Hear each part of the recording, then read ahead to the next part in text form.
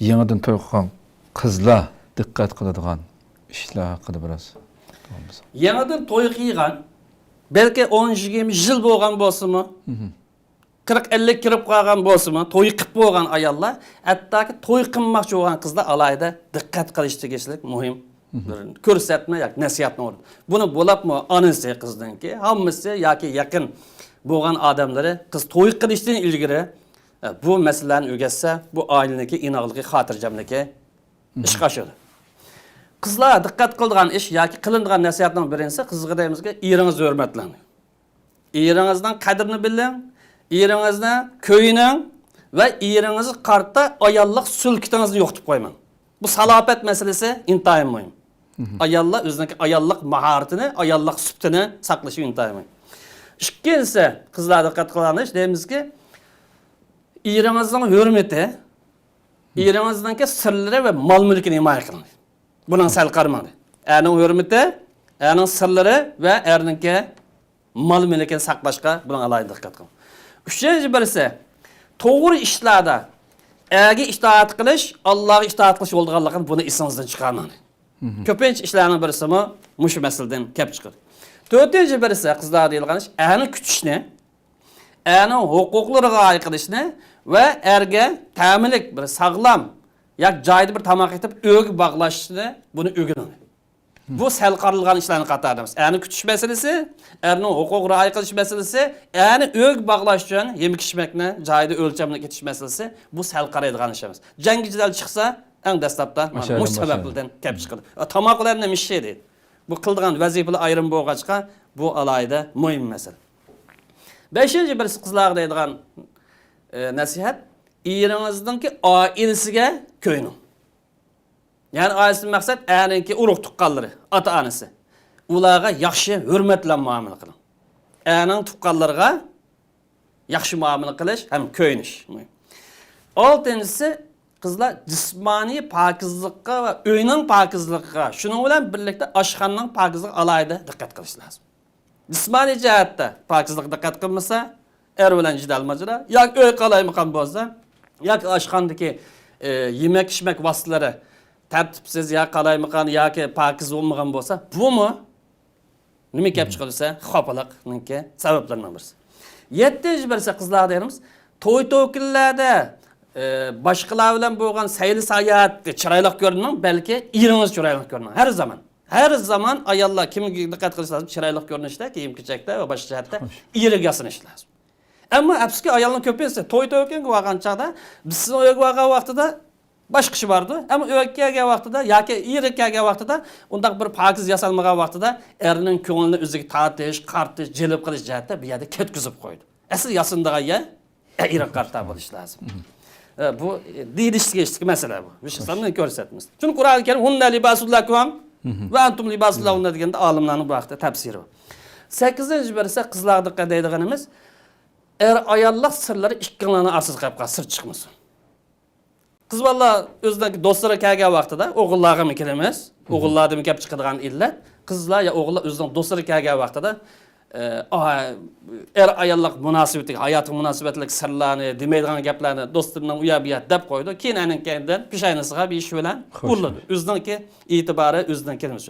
Shu bu bilan ayolning orasida yoki yigit bilan qizning orasida chekinish lozim bu ishlar. Bu alohida diqqat qilamiz. Sir chiqib ketganliklar buni kontrol qilgan olmaydi.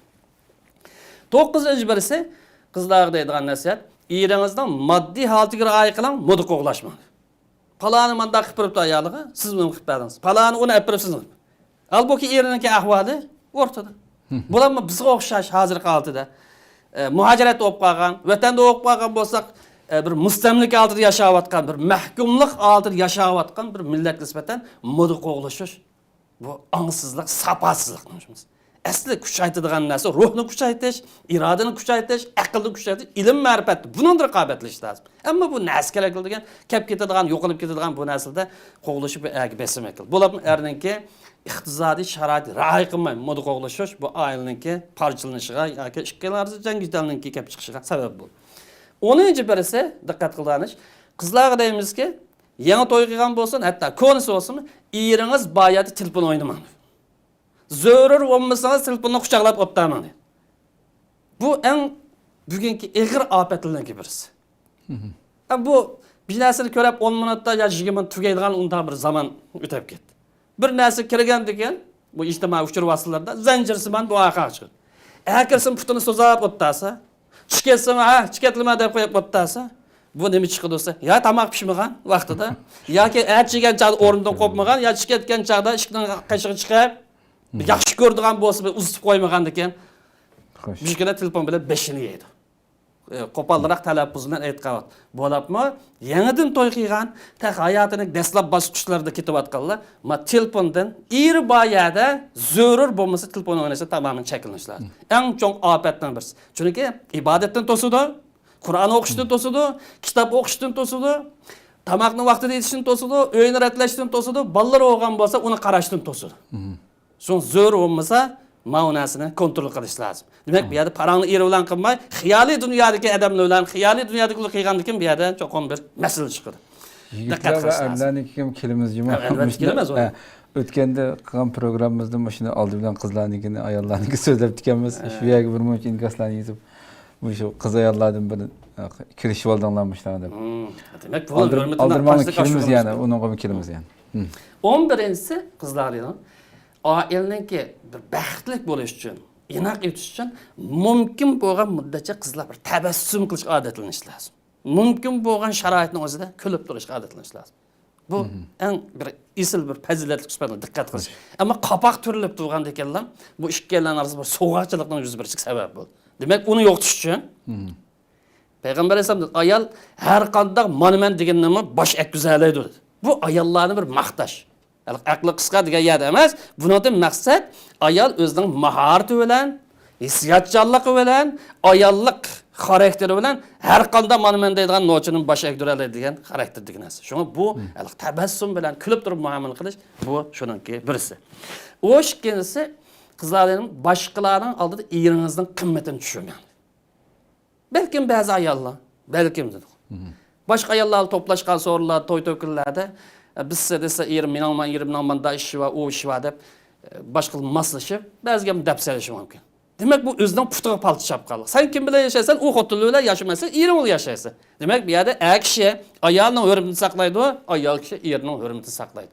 Bu naytmayman. Balki g'aybat yana kirib qolgan chaqda yuz berib qolishi mumkin. Bu diqqat qilgan masala. 13-masala ayol kishi eriga yolg'on so'zlashdan saqlanish lozim. Chunki erining ishonchi yo'q deb qo'yadi. Erining ishonchi yo'qolgandan keyin gumon boshlandi, yoki bo'lmagan bo'lsa ishlar ta'tirga qarab maqdi. Bu intayin diqqat. Chunki hayotini bergan, vaqtini bergan, butun imkonini bergan, yurkini bergan, aqlini bergan bir shaxs er bilan ayol bir yolg'on so'zlasa, bu turmushdan chatoq chiqadi degan gap. Shu yolg'on gap qilish intayin xatar. 14-si qizlar diqqat qilish, er yarib kirgan vaqtida yoki kechda ishdan kirgan vaqtida yoki o'qiydigan bo'lsa, ayol o'qimaydigan bo'lsa, sirtdan kirgan vaqtida qo'li telefon bo'lamdi, boshqa narsa bo'lamdi, darhol qo'yib, erni ko'rib turib kutilish bu er ayollik hayotining inoq o'tishiga intayin. Akirsim, keldima deb qo'yib, putun mingashtirib, sapadan tushmay, tushmay telefon qarab o'tdasa yoki kino ko'rib o'tdasa, bu yerda hurmatsizlik yuz berdi deydi. Ayndaq tushunildi, shuning bilan chiqqan nimaga bor demdi. Ya shaxsiy sotxonaga bordi, yoki rasmiy sotxonaga bordi, bosh og'riq chiqdi. 15-si qizlarni qilgan. Eri kasal bo'lib qolgan chaqda yoki eri moddiy jihatdan bir qiyinchilik duch kelgan vaqtida to'y-to'kinga to'la to'y-to'kinga maqtib tursin, sayli sayohat yoki moda qo'g'lishish deganga o'xshash mandaq ishlarni cho'klab yurmaslik lozim. Eri kasal bo'lib qolsa, erning oldidan xabar olish, eri iqtisodiy bir qiyinchilik kelib qolgan bo'lsa, eliga tasalli berish, yordamda bo'lish, ammo uning aksicha eri qiyinchilik kelib qolsa, sayli sayohatdan qolmaydigan, har choy paydan qolmaydigan ma ishga diqqat qilish lozim. Vaqtida a'ning ko'ngli keldi. Men kasal tursam, bu xudin ketib bordi. Mening iqtisodiy ahvolim qiyinchilik kelib qolsa, yana choy o'ynayman deb chiqib bordi deb chiqqanlar orasidagi nima gap? Bir choyga balkim erin tegishi mumkin ba'zi ahvollarda. Yuz bermaydi emas, insoniyatchilikda yuz berdi. 16-si qizlarga yoki ayollarga diqqat qilmasda, a'ning ochiq tutib qolgan bir ba'zi sharoit. Inson bo'lgan tutib qolish mumkin, buni inkor qilmaymiz. Ayolning tutib qoladi, a'ning tutib qoladi. Ochiqlab qolgancha gap talashmaslik lozim. Ochiq yangan qadar. Yoki ochiqlab qolgan chaqda tarsalik qilib, diginimni qo'ldirman deb tarsalik qilmaslik lozim. Ayol qancha ochiq gap qilgan tarsalik qilsa ziyon tortadi. Ochiq gap qilgan chaqda og'zidan qalaymiqan gap chiqadi, axloqsiz gap chiqadi.